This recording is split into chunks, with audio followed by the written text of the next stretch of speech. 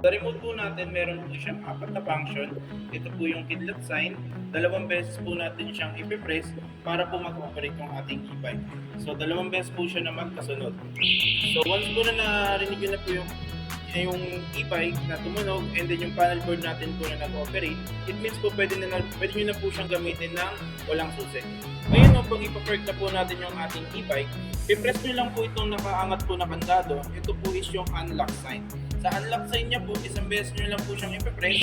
Once po na narinig nyo na yung two sounds, yun po, it means off na po yung ating e-bike. Ngayon po sa remote natin, may dalawang klase po siya ng alarm.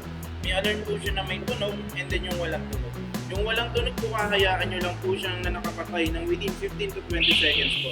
So may magsasounds po sa kanya na 1 beep, it means po operated na po yung ating alarm. So once po na ginalaw o sinusiyan po yung ating unit, hindi po siya tutunog at hindi rin po siya aanda. So sa atin, para ma-deactivate po siya, kailangan po pe-press po natin ulit yung unlock sign.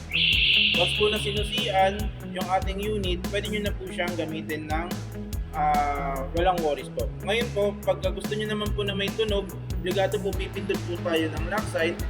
Once na ginalaw o sinusiyan po yung ating e-bike, tutunog po siya. So, ang gagawin po natin para ma-deactivate po yung ating alarm, pipindutin lang po natin ulit yung unlock sign. So, it means po na wala na pong alarm. So, naka-disalarm na po yung ating unit. So, ito naman pong naka-answer back. Once po na pinindot natin siya, pare-recognize po natin kung saan po naka-park yung ating e-bike. So, ngayon lang po may payo lang po. Once po na binuksan natin po sa remote lang po natin papatayin. Sa susi lang. Kasi minsan po yung remote nasa bulsa, napipindot po ng barya, nag-open po yung ating unit, susasian, hindi po natin siya mapapatay. Kailangan unlock sign pa rin po. And then, tsaka po susi.